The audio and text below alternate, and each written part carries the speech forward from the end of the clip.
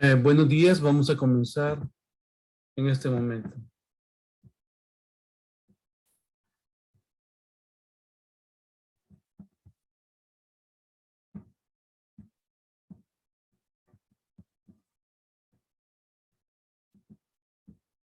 Eh,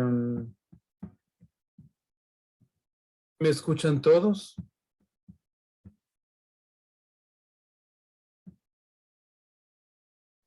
Sí, doctor, se escucha. Correcto, muy bien, gracias. Perfectamente. Por aquí nos quedamos la última vez. Voy a retroceder unas cuantas diapositivas. Les decía de que la resonancia tiene dos tipos de magnetizaciones. Una que se llama longitudinal y otra que se llama transversa. La longitudinal es la que ocasiona la imagen en T1 y la transversa es la que ocasiona la imagen en T2, que es donde todo brilla, donde todo el agua brilla, excepto el hueso y excepto el aire, debido al TR, que es el tiempo de recuperación más corto. La otra cosa que vimos era que son imágenes que se utilizan para cefaleas y para muchas otras cosas más. Y comentamos de que pues este es el tejido cerebral que vimos con algún detalle. Dijimos que el T1 y el T2 son útiles para muchas entidades que cursan con dolor de cabeza agudo, como por ejemplo la apoplejía pituitaria, que no es otra cosa más que un infarto de la hipófisis, que ocurre cuando existe una reducción brusca de la circulación y entonces aparece una lesión hiperintensa es blanco, hipointenso es oscuro, en la glándula hipofisiaria, que vimos un caso. Vamos a pasar a la siguiente. Esta es la resonancia magnética. Vimos un poquito de esto la vez pasada. Dijimos que la resonancia emite una emisión de campo magnético que tiene ángulo, que tiene duración, que tiene frecuencia, es decir, repeticiones. Y vamos a ver si pueden escuchar esto que voy a presentarles.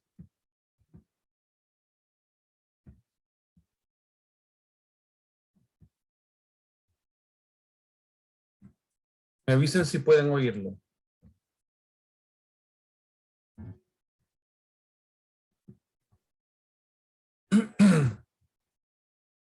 ¿Pueden oírlo?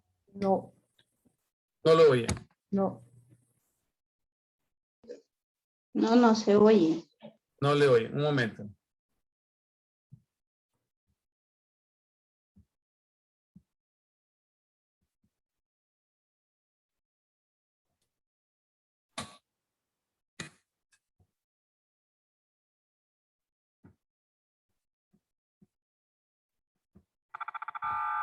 ¿Y ahora? Ahorita sí se oye un ruido. ¿Logran escucharlo? Un ruido se oye.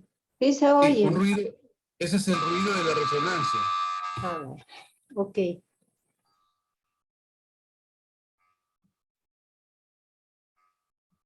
¿Logran escucharlo? Poquito se oye. Ahorita no. Ahorita no.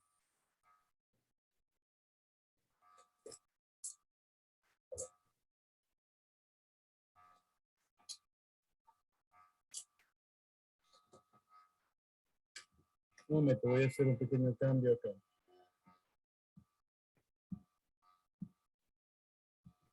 Estas son las emisiones de la resonancia. Las emisiones de descarga de campo magnético. Voy a encender esta.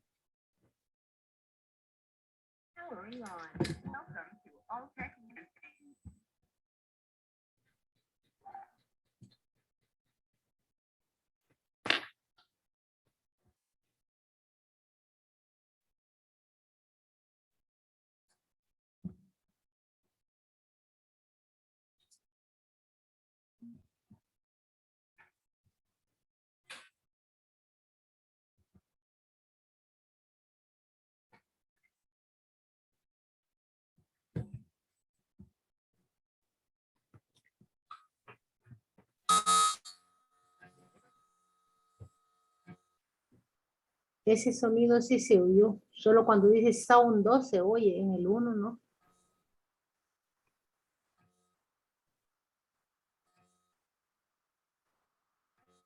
¿Oyeron ese ruido? Solo en sound 2 se oye, doctor.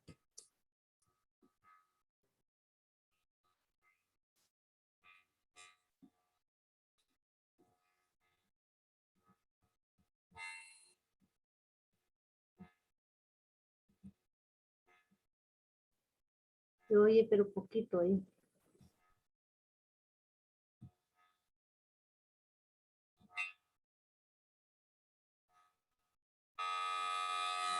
Sí, se oye perfecto ahorita.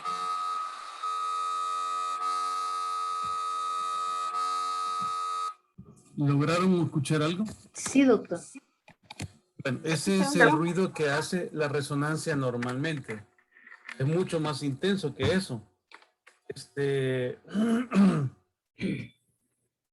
Y eso son frecuencias de estimulación y que tiene ángulo, tiene frecuencia, tiene duración, tiene pulso también y tiene ritmo. Cada una de estas emisiones produce esta es la antena que está aquí, esta parte de acá. Estas son las resonancias tubulares, que son las de más alta definición. Hay otras resonancias que son abiertas. Por ejemplo, tenemos una acá que está abierta. Les enseño una. Estas resonancias abiertas son más útiles para pacientes que tienen claustrofobia, que no es infrecuente. Relativamente es de 10% de los pacientes tienen claustrofobia. Entonces, esta es la resonancia abierta. La resonancia abierta tiene ventajas sobre esta, y es que el paciente no se siente tan encerrado y tiene una desventaja que la antena, al no estar tan cerca, pierde definición. Aquí en El Salvador tenemos una resonancia abierta, pero solo está en Santa Ana. Aquí en San Salvador les puede parecer extraño, pero aquí no hay. Y a esta resonancia que se llama pulso-excitación, existe otra forma que es la segunda fase, que es la fase de relajación. La antena detecta el reposicionamiento del spin echo. El spin echo es ES, es de spin y S perdón, eco es la E de eco y la S de spin, es decir, la forma como se angulan las partículas en su spin, especialmente las moléculas de hidrógeno, y entonces emite el retorno de esa energía, y aquí está el captador en esta zona redonda. Por eso es que parte de la señal se pierde en las resonancias abiertas. Pero para un paciente obeso, ¿verdad? O claustrofóbico, esto puede ser útil, ¿verdad? Algunas veces yo he enviado pacientes allá.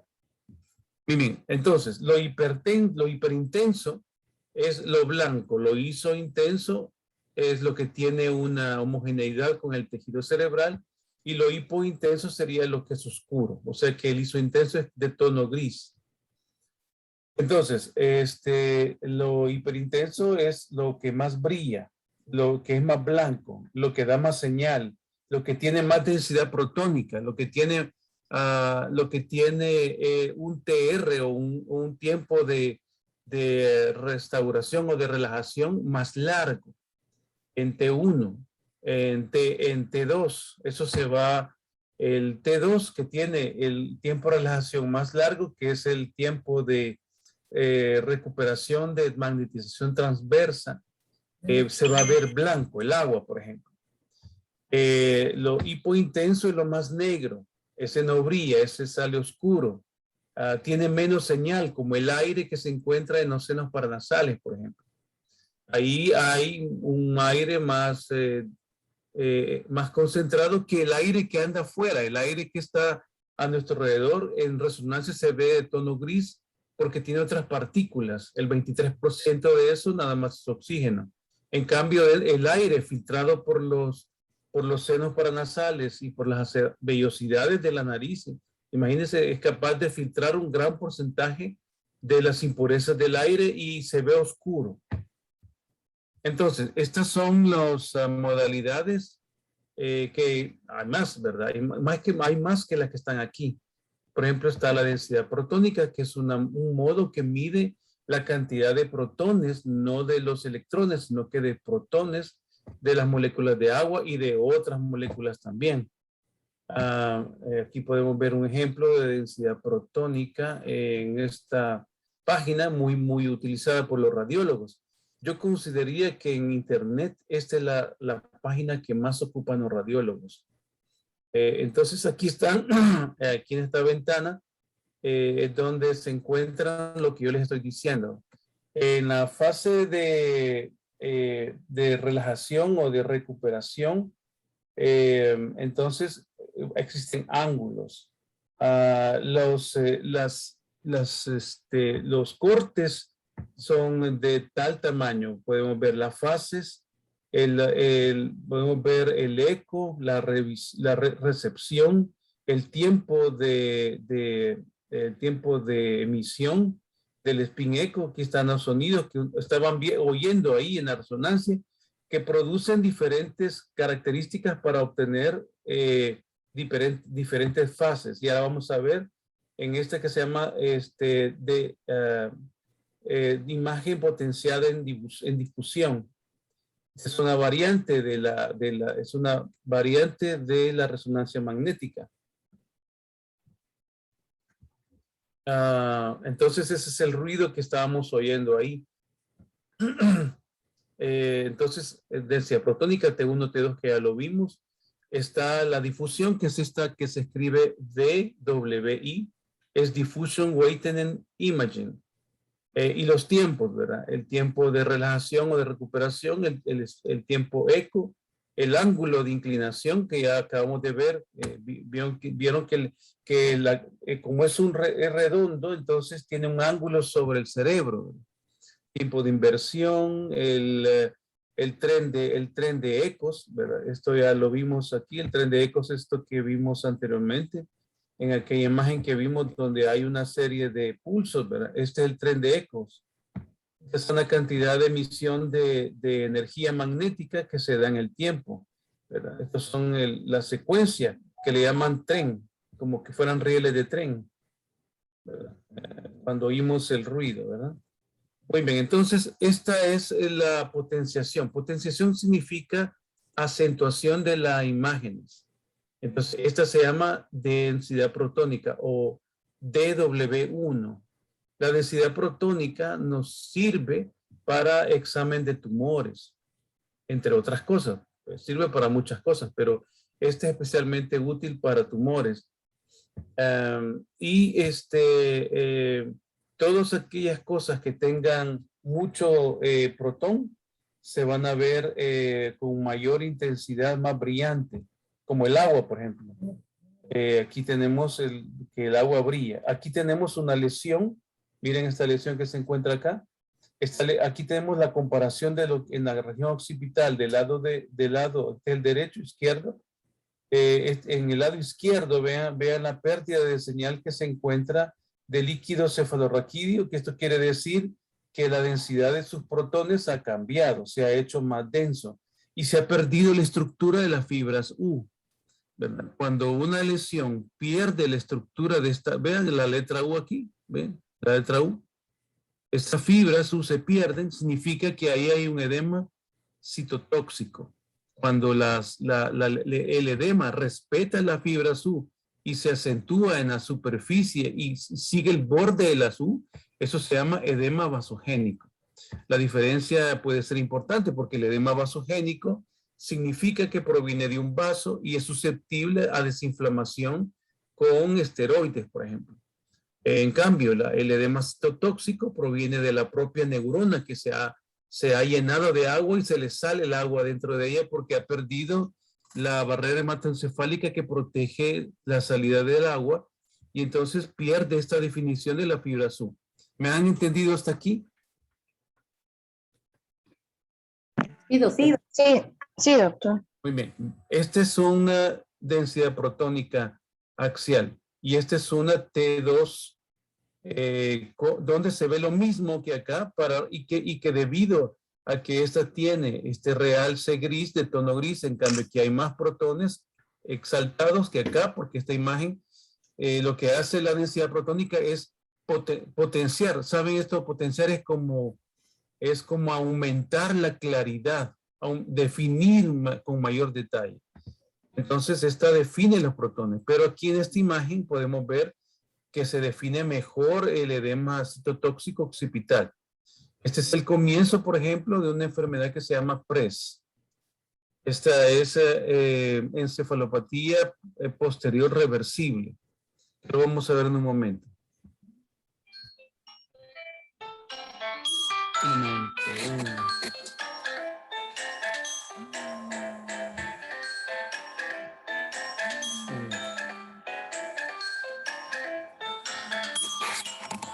Voy a contestar. Gracias.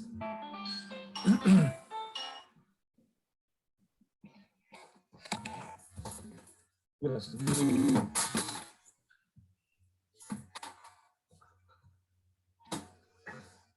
Bien, aquí tenemos un pequeño resumen de T2, ¿verdad? Y decíamos que T2 es magnetización transversa o longitudinal, amigos. Transversa. Transversa, correcto. Muy bien. Es decir, que el electrón se mueve horizontalmente como que fuera un hule, como que fuera una de estas que se ponen ustedes en el pelo, las señoras, ¿verdad? Las diademas. No, diadema no, sino que es como de aquellas argollas de hule. Ya. Sí. Como, Las colitas. las colitas, correcto, como las colitas, que son elásticas, son tejido elástico. Entonces aquí lo estiramos, que es lo que hace la resonancia. Lo mueve en el eje de las abscisas. Las ordenadas son las de arriba, estas son abscisas. Entonces, lo que hace la resonancia es detectar su retorno. Aquí está elongado cuando tiene mucha fuerza y cuando va reduciendo la fuerza de la resonancia, va reduciendo su energía, el spin recobra su posición original acortándose. El TR largo se vuelve blanco. Eso significa que ahí hay agua.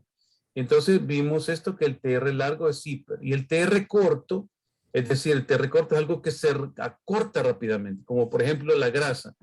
Vean que el agua, por ejemplo, tarda mucho tiempo en relajarse, en recuperar su estado original. En cambio, la grasa lo recupera rápidamente y entonces se va a ver oscuro. El TR, que es esta fase que decíamos, esta fase de la colina, donde descendemos de la colina que más rápido, la grasa se ve entonces oscura.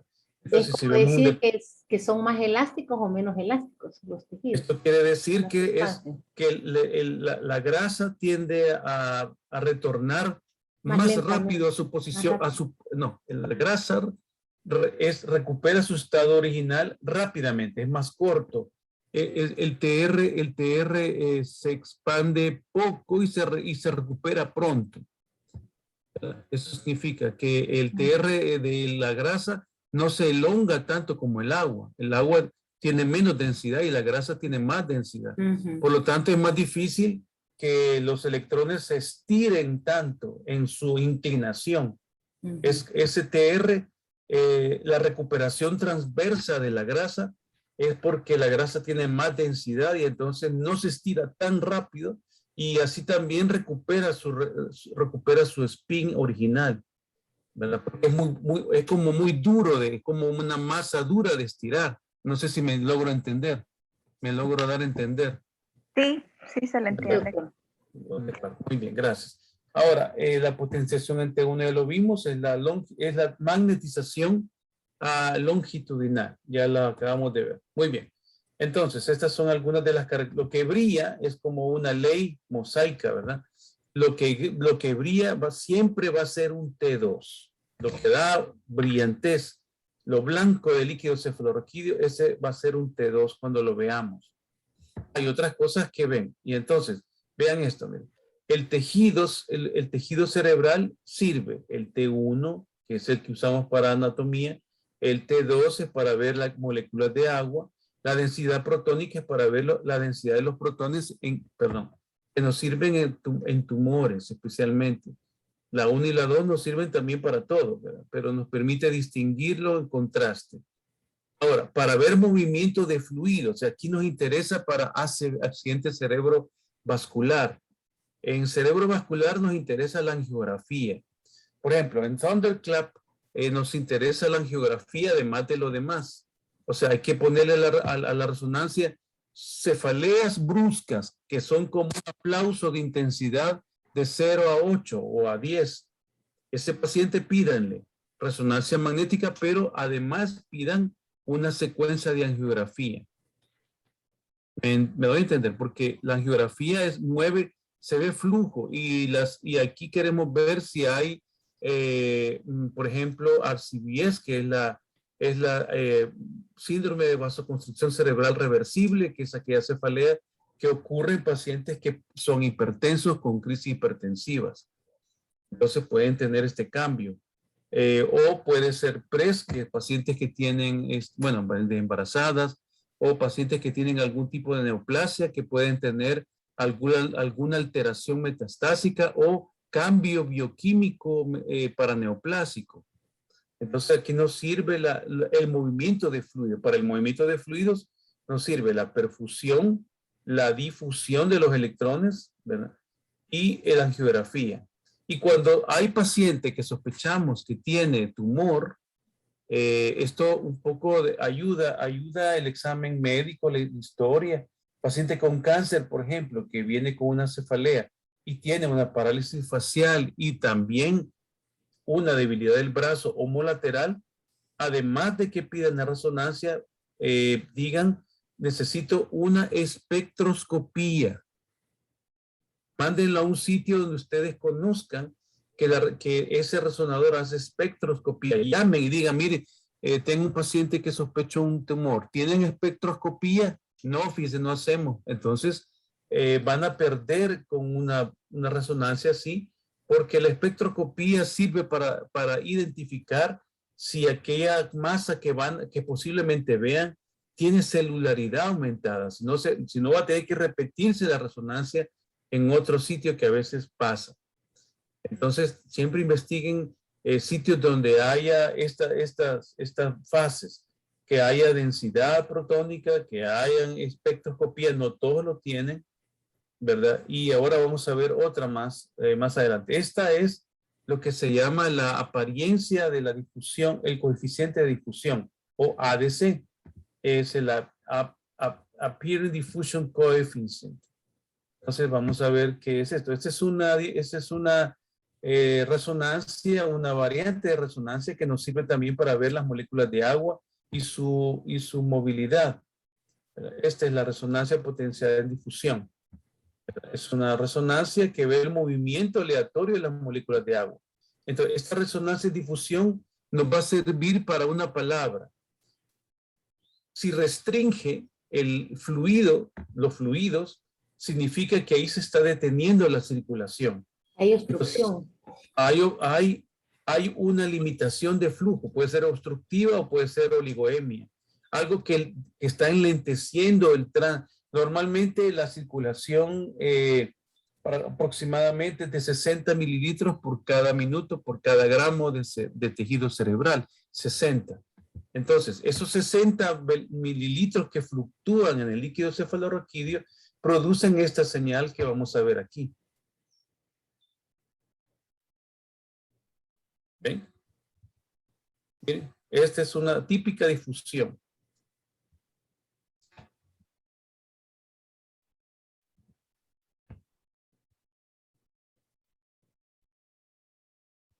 ¿Qué es la difusión? Vean aquí hay agua detenida, miren. Esta agua es de líquido cefalorraquídeo que es normal. Esta agua es de los ventrículos laterales. Este es el septum pellucidum y pueden ver que aquí pues hay agua, hay electrones detenidos. Donde está más oscuro significa que ahí hay más velocidad de flujo. en la densidad protónica. Entonces, si yo tengo una cosa blanca por aquí, ¿qué significa? Que hay Esto retención. blanco, que hay restricción al paso. Me están deteniendo el paso, me están restringiendo el paso. Se habla de aquí hay restricción. Y el radiólogo le va a decir, ojo doctor, le va a decir, aquí hay una restricción. Aquí hay una restricción. ¿Y eso qué lo produce? Eso lo producen los infartos cerebrales. Los infartos cerebrales. Por ejemplo, aquí tienen los ventrículos. Miren, si hay aquí fluido alrededor detenido, es que aquí hay infartos pequeñísimos alrededor de los ventrículos, o en la sustancia blanca subcortical, o puede haber un infarto por aquí, o puede haber infarto por el opérculo, por la ínsula, o en alguna parte del lóbulo parietal, o puede ser temporal, o puede ser occipital. Aquí vean, acostúmbrense veamos, yo tengo la costumbre de hacer así, ¿verdad? Para que se me vaya quedando que gris, que blanco, ¿verdad? Aquí en cerebelo casi todo es gris, unos pequeños pedacitos que están llenos de agua, ¿verdad? No se mueven, entonces ya sé que esto es lo oscuro. Y si veo una mancha blanca aquí, eso es un infarto cerebral. Para esto, sirve más que todo para accidentes cerebrovascular. Se llama difusión y se obtiene, miren que no es sencillo eso, estas ángulos con su frecuencia, ¿verdad? Entonces esto saca esta fórmula compleja que ya la saque el aparato automáticamente. Cuando salió la resonancia en los años 60, en ese tiempo pues había que hacerla manualmente. Era muy complejo. Estos son los cálculos de los físicos que hacen estos análisis, ¿verdad? Para ver si el cálculo numérico que hacen la obtención de las señales de recuperación son adecuadas. Muy bien, entonces la ponderación nos sirve en accidente cerebrovascular agudo. Para esto nos va a servir, ¿verdad? Hay otro tipo de resonancia que nos va a servir para la fase hiperaguda. Eso no lo vamos a ver ahora. Tengo una presentación que di agudo, ¿veis? Químico agudo. Esto tiene una presentación para la asociación, pero no la tengo aquí, ¿verdad? Para otra clase. Muy bien, ahora vamos a ver otro que se llama el gradiente recorder, que el gradiente eco gradiente recorder. Es una técnica de resonancia magnética que lo que hace es optimizar la visión en T2. Y esto nos sirve para detectar más pequeños cambios. Casi es como una espectroscopía, pero con un mapa, es decir, con toda la resonancia. Este GRE. Aquí vemos enfermedades que comienzan, Alzheimer, por ejemplo, puede darnos utilidad. Hidrocefalia normotensiva nos puede servir el GRE, ¿verdad? Esclerosis múltiple nos sirve el GRE también. Muy bien. Entonces, resumiendo, T1 y T2, excluimos lesiones que nos sirven para ver estructura y flujo de cerebro. Aquí habría que agregar otra más que lo que vamos a aprender ahora, que es la difusión. Aquí tienen un infarto, miren. Un infarto de la hipófisis de un paciente con una cefalea aguda. Es una mujer que embarazada después del posparto desarrolló una cefalea brusca, súbita, de thunderclap, como de trueno. Y así se mira cuando hay un infarto. Aquí hay una restricción del flujo y se ve hiperintensa en el T2. Esta es con contraste. Es una imagen con contraste. Entonces se mira que la barrera hematoencefálica no debe de permitir el paso del contraste a que invada la hipófisis. Miren qué grandota es. Este es un ejemplo de esta misma paciente. Aquí tenemos un edema de la adenohipófisis, de la neurohipófisis. La adenohipófisis está adelante, la neurohipófisis está atrás. Este es un edema de la neurohipófisis. A veces puede verse de manera normal, pero si el paciente tiene clínica, esto tiene valor, porque aquí hay una cantidad de líquido cefalorraquídeo, pero de la barrera hematoencefálica que se ha alterado y permite el paso de moléculas de agua detenidas ahí. Es un edema. Muy bien, vamos a ver ahora otro que se llama flare. El flare es una inversión de las moléculas que se pueden ver de agua. O sea, aquí vamos a ver lo que era blanco en T2 se va a ver oscuro. El flare es como un T2, pero con inversión del agua. Se va a ver aquí oscura. Es un cálculo, es una reconstrucción matemática. Y aquí pueden ver en flare que le decimos nosotros a el soplón. ¿Se acuerdan? Le decimos el soplón porque es chambroso y dice todo lo que tiene el cerebro de malo. Solo que bien sensible, pero no nos dice a veces qué es. O sea, es sensible, pero no específico.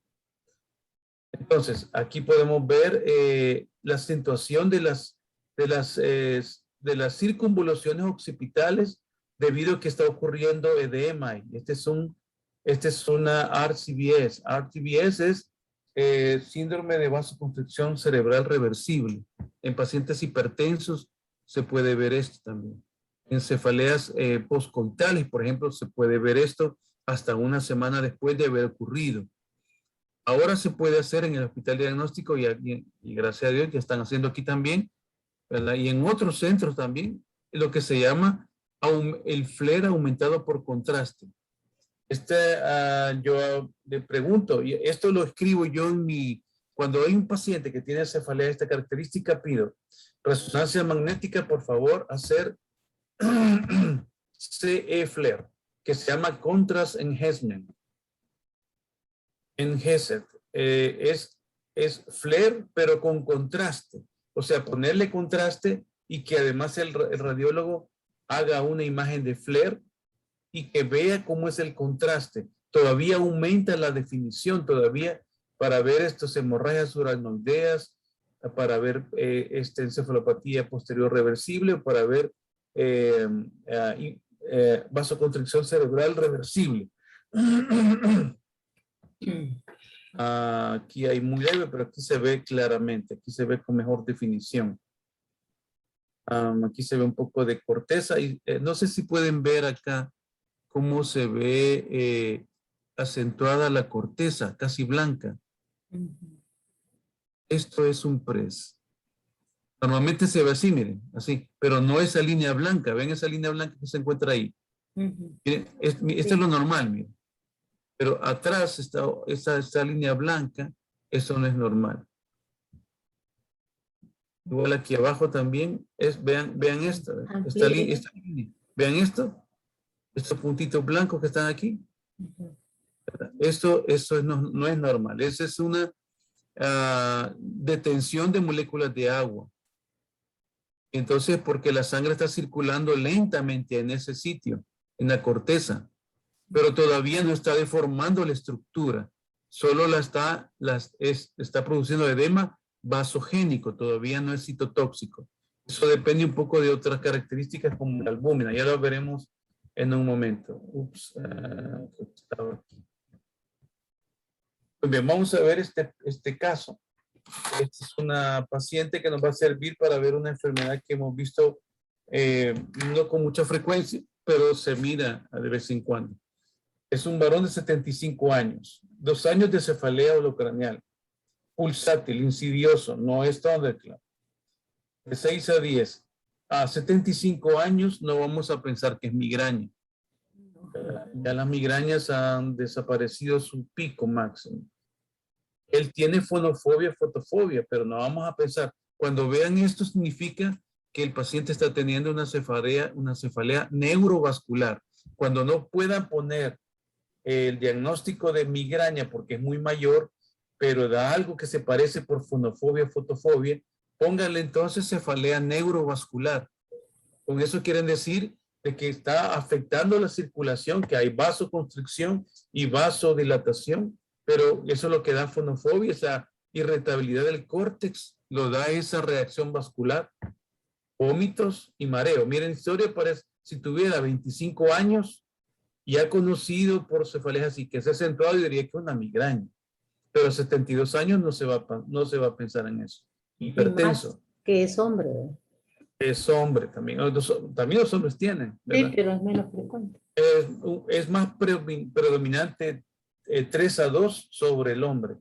Por cada 3 mujeres hay 2 hombres. Entonces, se agrava con los movimientos de cabeza. Esto, ¿se acuerdan de la SNUPE 4?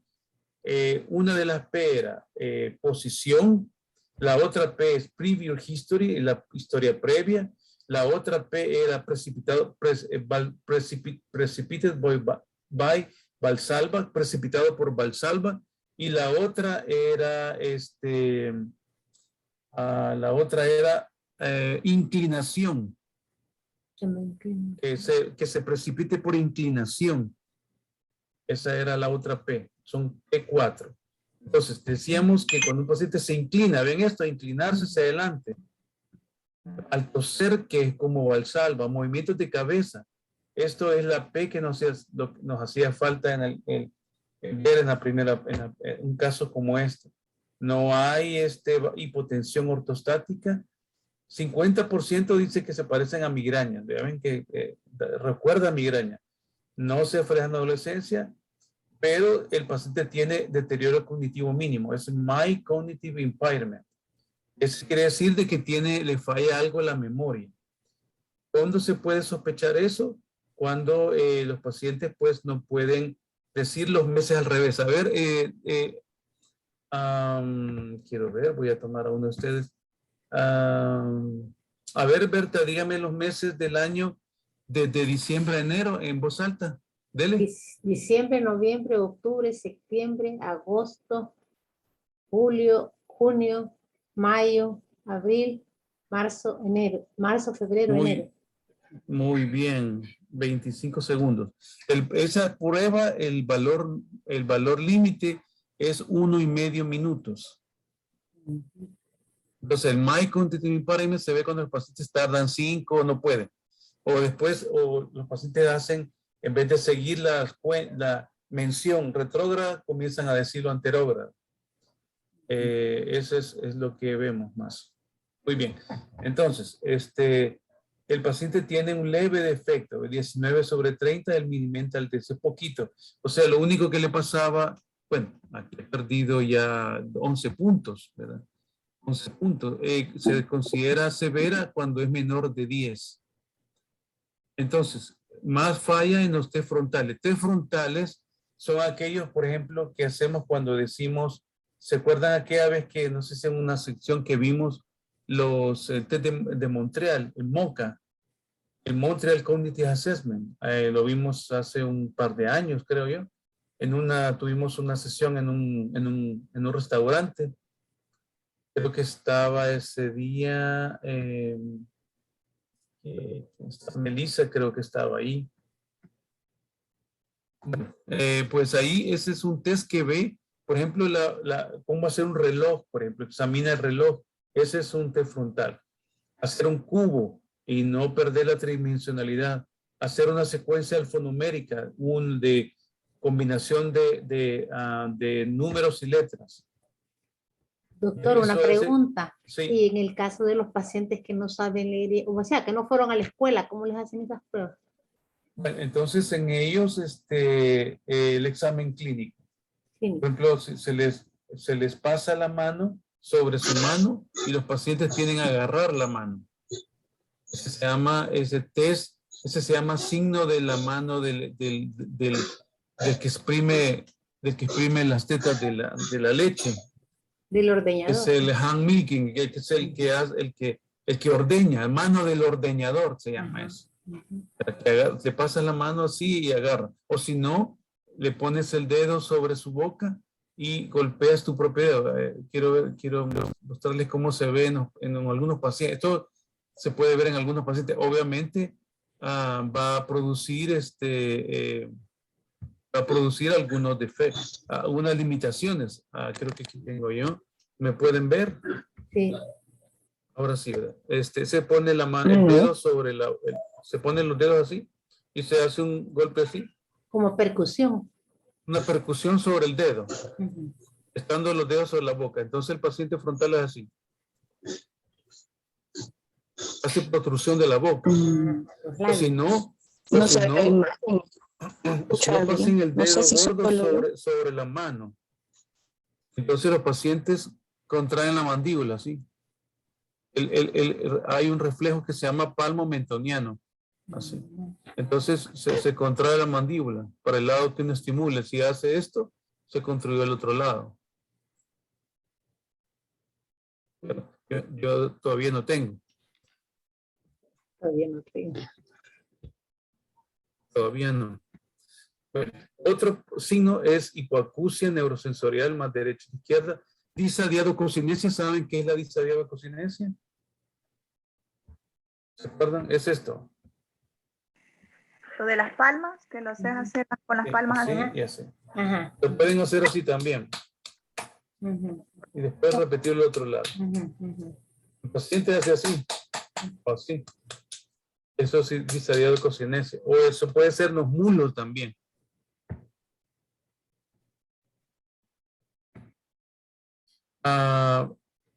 El signo de nariz, ¿verdad? ¿Lo conocen? Ujú, sí. ¿Verdad? Ataxias truncales, esto se hace con la espalda separada del respaldo y se inclinan. Eso es todo. Estos datos son de hallazgos vasculares. Eso nunca va a ser una demencia Alzheimer. La demencia Alzheimer no da estos hallazgos. Solo comienza con memoria al principio. Cuando está muy avanzado, sí, pero al principio no da esto. Ataxia no da al principio, no hay disadiadococinesia, no hay ataxia truncal. Esto es raro para Alzheimer, esto es vascular totalmente, hipertenso, ¿verdad? La marcha, bueno, ataxia, hipoacusia, un patrón, los patrones neurosensoriales, o sea, las hipoacusias, siempre que vean hipoacusia y tinitos, vayan a tomarle tensiómetro porque ese paciente puede ser que sea hipertenso. Acuérdense de eso. Es un síndrome cerebral izquierdo, deterioro cognitivo mínimo, migraña, ¿verdad? Migraña le han puesto los autores acá, pero ahora si vemos, él ha puesto el ICD-3, pero realmente yo esto no le pondría, no estoy de acuerdo con esto de los autores de acá. Cefalea secundaria seguros, eso que parece migraña, sí. Y vean la resonancia, tiene esto, ven. Estos puntitos, esta es una proyección, esta proyección se llama de susceptibilidad. Esta es una proyección nueva, son Doctor, esos hoyitos blancos, perdón. esos hoyitos blancos, esos hoyitos oscuros, perdón, Ajá. estos hoyitos oscuros que están aquí vemos uno largo, aquí hay otro en el puente, en el lado, quiero ver, tendría que ser a este derecho, este izquierdo. En la región pontina frontal, aquí tienen un infarto, ¿verdad? Es la causa, esto significa que aquí hay depósito de hierro. Este se llama siderosis cortical superficial, o le falta un poquito de más hallazgos en otras secuencias, pero esto ven aquí este puntito negro también. Esto lo vemos típicamente en pacientes con amiloidosis primaria. Amiloidosis secundaria. Esto es amiloide. Estos puntitos son microhemorragias. Se le llama también microblitz o microsangrado. En esta proyección que se llama susceptibilidad, susceptibility weighting imaging, es para ver si hay depósito de hierro. Esta es otra proyección que se hace normalmente. ¿En quiénes lo pido yo? Estos protocolos que a veces uno no los tiene en mente, las resonancias deben de tomarlo de rutina. Sitios baratos que no hacen eso a veces no tienen estas secuencias. Pues nos sirve para que el paciente pueda animarse a una resonancia, pero a veces toca repetirlas. Esta es una hemorragia subaracnoidea sutil, bueno, y tiene miangiopatía amiloide. Este es lo que más vemos. Yo tengo una duda, doctor, cuando habló de lo de Sí. la hipoacusia, que le tomáramos resonancia porque podían ser pacientes No. hipertensos. ¿Cómo era No, eso? cuando vean pacientes con tinitos, hipoacusia, Pero aparte de todo lo que puedan pensar, medicamentos, piensen en hipertensión no controlada. ¿esa hipoacusia es sostenida o es episódica? ¿O Es cómo? episódica, tiende a fluctuar. Y sobre todo lo que más fluctúa es el tinnitus. A veces está y a veces no está. Es episódico. Bueno, Es gracias. un pitillo de repente súbito. Busquen hipertensión, que ese paciente algo le está pasando con la presión. Muy bien, Gracias, doctor. aquí tenemos otra cosa, otra variante de lo que es PRES. Esto es el ADC, que dijimos que era el Apparent Diffuse Coefficient, el coeficiente de difusión aparente. Es el mapa de ADC. Este es para ver moléculas y para ver agua también. Sirve para ver agua. Aquí la difusión es la molécula de agua también. Y esto es otro método que nos permite ver con más definición el T2 y en más detalle. Aquí este es el FLAIR, que es un T2, pero con inversión de las moléculas de agua. Y aquí se ve oscuro y ya no brilla. Pero miren esto, miren.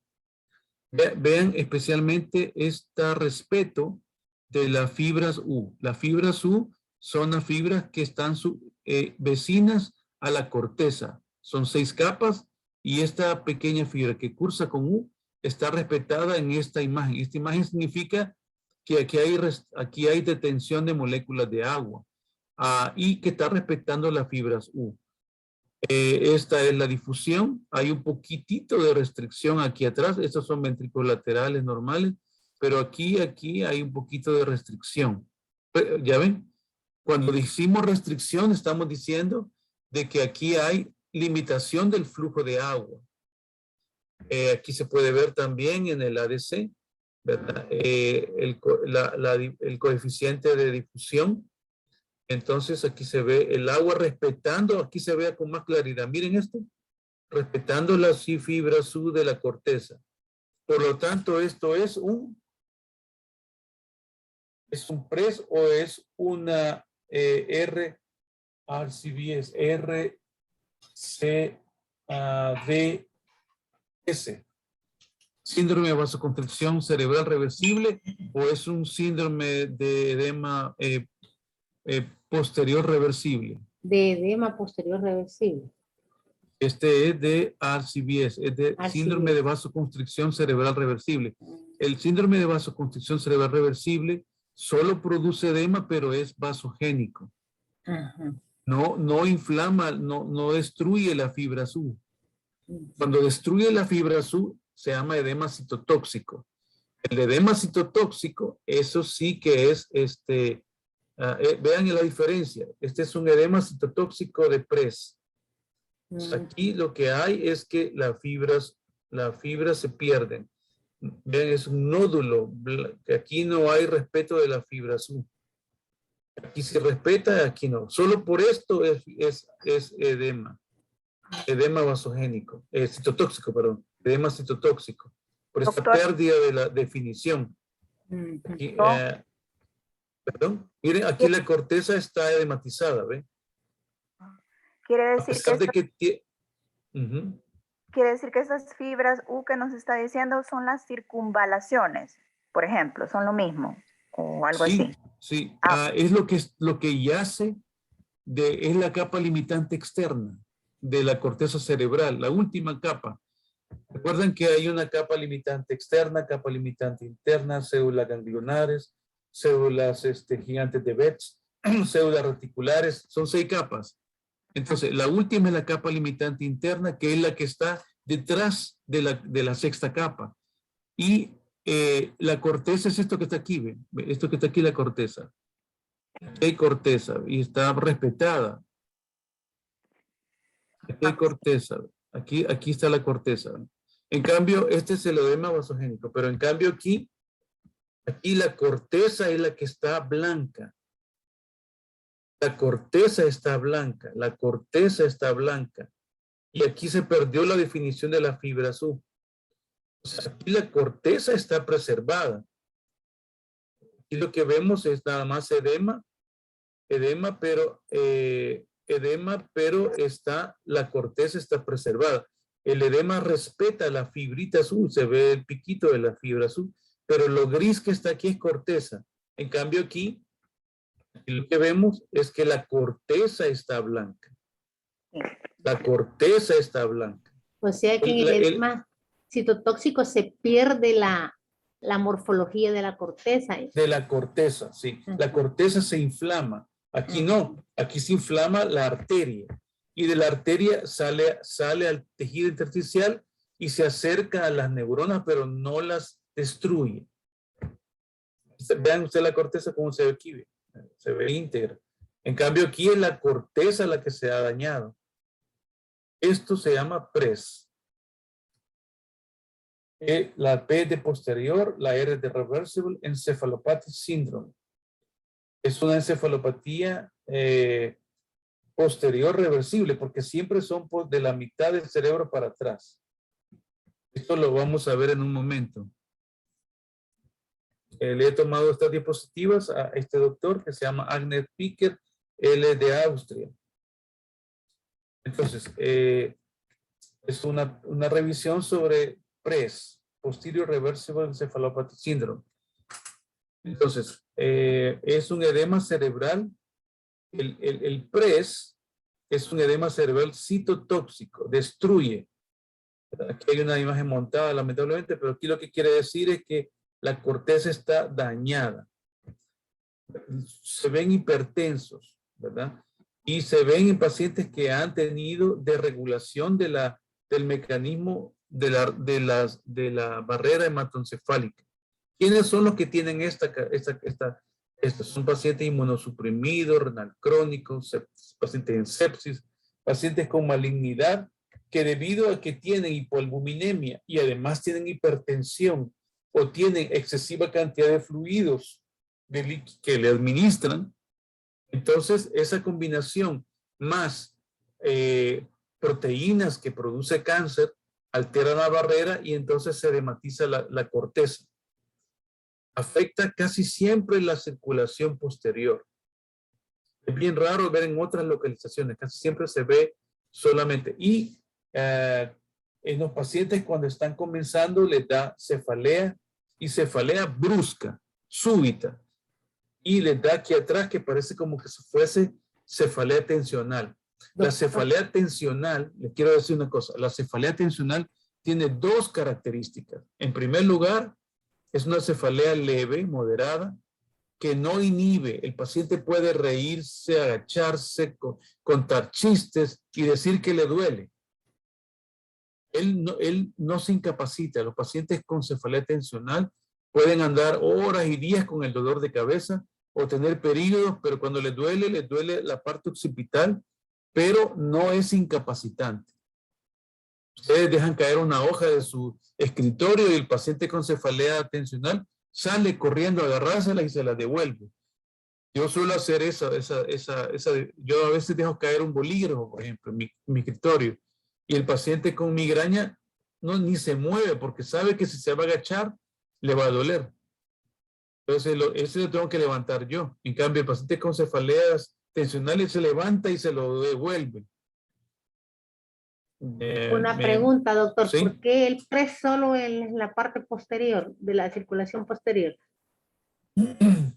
Fíjese que no sé por qué, realmente no sé por qué esa predilección occipital, siendo, y bien extraño, porque la arteria cerebral media tiene mucho más circulación que la arteria cerebral posterior, pero ellos tienen esa forma de que solo es una corteza, solo es de la mitad para atrás, solo es parietal, parieto occipital. Gracias. No se sabe por qué esa predilección. Nunca he sabido, fíjense, no sé realmente qué se debe. Muy bien. ¿Qué determina que sea PRES y qué determina que sea vasoconstricción cerebral reversible o ACVS? La albúmina. La albúmina es lo que determina eso. Es la presión oncótica. Esta es la presión oncótica. Colloidal oncotic pressure. La presión oncótica es lo que impide que el agua se salga durante la episodio de aumento de presión vascular. Entonces, una vez se sale se pierde la barrera, esta es la albúmina. Una vez se actúa como que fuera retenedor de líquidos. Una vez se sale del agua, se sale el agua de las arterias, entonces se activan unas especies reactivas de oxígeno y hay unos eliminadores de esas especies reactivas de oxígeno. Entonces, aquí, en caso de PRES, estos eliminadores que deberían estar presentes se reducen en los pacientes inmunosuprimidos también. Y entonces este eliminador bloquea, es como una mano de pintura, un hierro expuesto al agua y al ambiente. O sea, impide que se oxiden los metales. Porque estas radicales libres de oxígeno son especies de radicales de especies de oxígeno reactivas. Especies reactivas de oxígeno son las que oxidan y los metales que nosotros tenemos dentro de nuestro cuerpo. Nosotros tenemos hierro, tenemos zinc, molibdeno, y todos esos metales se oxidan. Entonces, los eliminadores, los scavengers, se les llama, estos evitan el daño endotelial. Entonces, depende de esa condición, se puede hacer PRES o se puede hacer RCBS, RCBS. Aquí tenemos un ejemplo, esto es un estudio de 28 pacientes, en quienes se les tomó muchos exámenes, entre ellos la albúmina. Todos los pacientes desarrollaron enfermedad posterior, todos. Entonces, se les hace la resonancia magnética y se le compara con la albúmina y otros metales. Y entonces se mira que los pacientes, cuando tienen albúmina normal, hacen edema citotóxico, pero cuando tienen la albúmina baja, hacen edema vasogénico. Es decir, que este grupo de pacientes tiene un compromiso adicional de la membrana y destruye sus propios eliminadores de especies reactivas al oxígeno, aún teniendo la albúmina, y se edematiza la propia neurona. En cambio, estos de acá es por reducción de la presión oncótica que hace la albúmina. Por eso se le sale solo el líquido en los vasos. Entonces, esto se mira al distinguir los edemas de las resonancias. Aquí se mira que de todos los factores que tenían ambos, comparando los vasogénicos con los citotóxicos, la P significativa está en albúmina. Los pacientes tienen cefalea de Thunderclap, estos pacientes. Y un porcentaje de ellos, que es bajito, ¿verdad? Vean, de aquí de 9 pacientes, 2 serían por tumores. Tumores de cualquier tipo. Tumor de ovario, tumor de pulmón, tumor de mama. 9 de 10. Y 3 de 50. Bien bajo la cantidad, pero había tumores. Otros estaban inmunosuprimidos. Estas son las causas de los edemas. Miren. Lo que quiere decir este estudio es que esta P significativa de 0.05 significa de que los tumores son más comunes en los vasogénicos. Esta es la diferencia estadística, porque aquí de 50 solo 3, pero aquí 2 de 9. O sea que este tiene mayor peso de diferencia con respecto a este. El edema vasogénico es más común verlo, y esto también lo vemos en la práctica, lo vemos más común en pacientes con cáncer. Entonces, cefaleas bruscas con PRES, busquen cáncer afuera.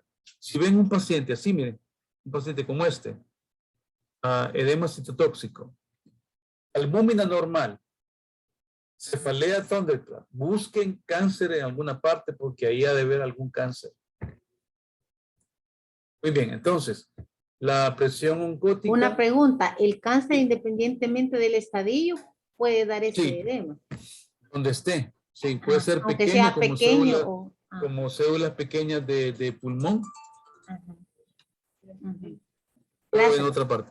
Gracias. Muy bien, me voy a quedar por aquí ahora, ¿verdad? Les agradezco. Todavía nos falta, calculo, unas 2 sesiones más todavía. ¿Les parece cómo vamos?